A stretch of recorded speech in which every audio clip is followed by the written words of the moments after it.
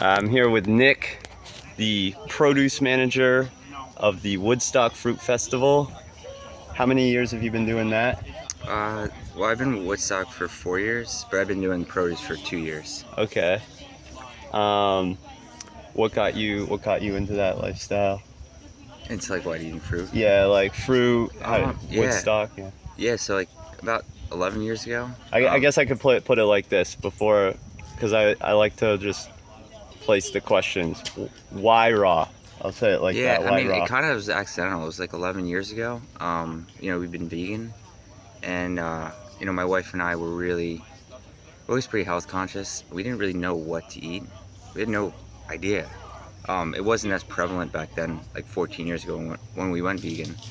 So, you know, it always kind of resonated with me, the idea, because that's what appealed to me, like my senses, like that's got to count for something, I would think. And then you go and you try to figure out what's the best diet, and there's so much conflicting information. You have a guy from Harvard saying one thing, a guy from Princeton saying another, and you're like, who to believe? So it was just like, all right, I'm gonna try this.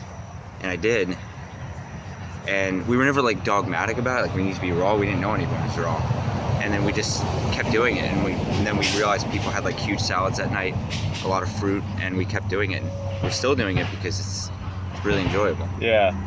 And like you're super fit and like lean, and I mean, incredible physique, if you don't mind me saying so.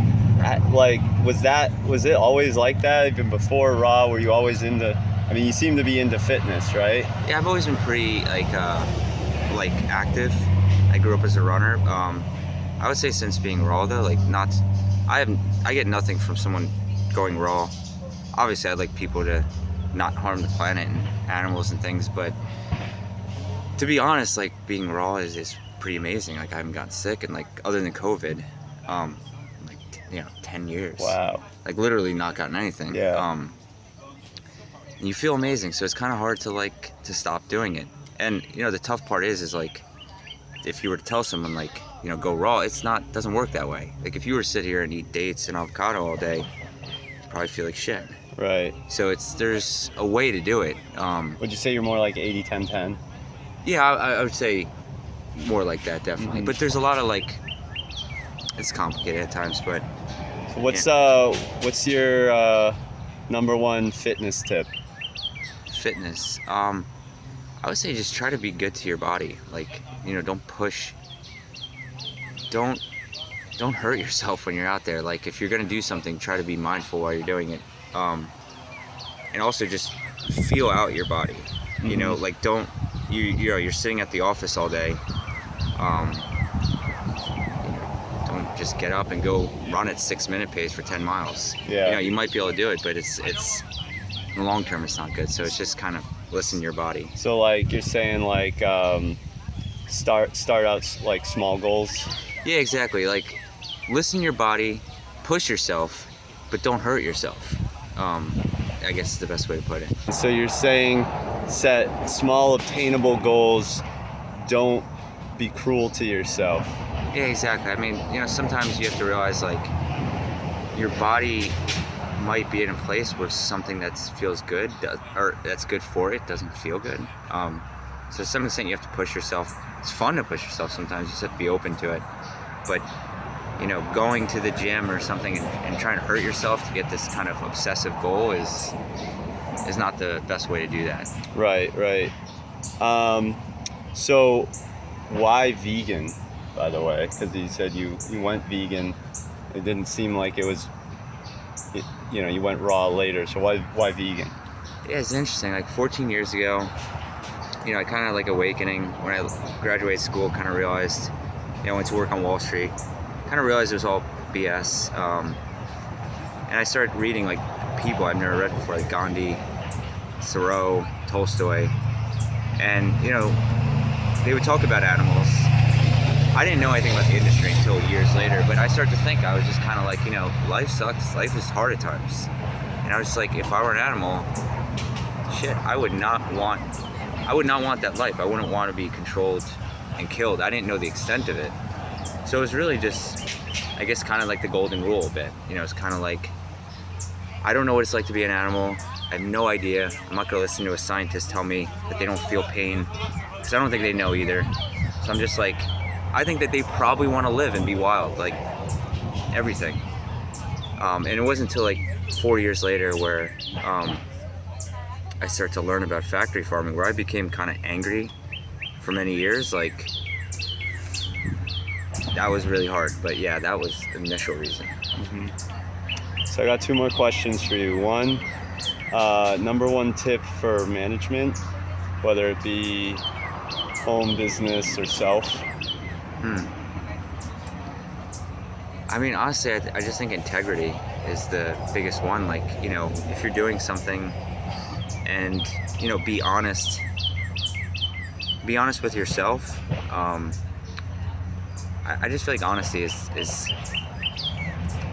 always the best guide, really. And if you're honest and you have integrity, like, you know, things will probably work out. And if it doesn't, it probably wasn't meant to be. That's probably not maybe what you want to hear, but that's kind of how I think of it. Okay, fair enough.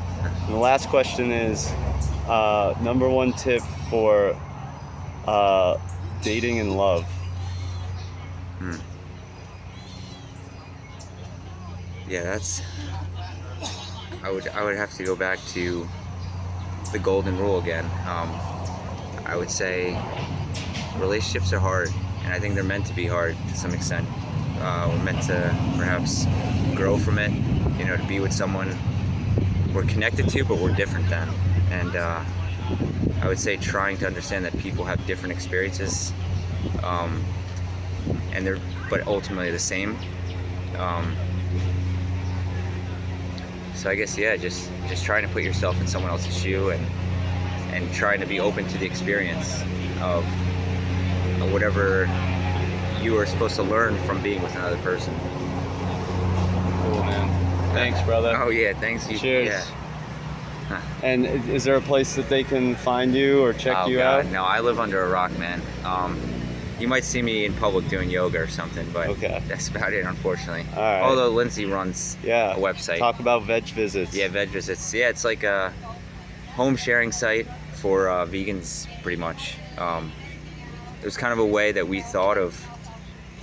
Ultimately, we wanted it as not just to make traveling easier for vegans, but ultimately as a platform where if people want to learn about going vegan, they can do it with a whole world of people, whether they want to be raw or eat junk food. Just like a real life experience where they could live it. And that's kind of what we ultimately see it as eventually in the future. Okay. That's great, man. I've checked out veg visits. I've hung out at one of the locations in Boca.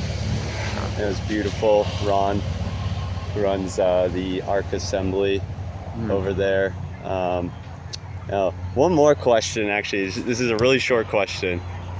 What percentage body fat are you? I have no idea. That's a good question. Like, what? 1%. Yeah, I don't know.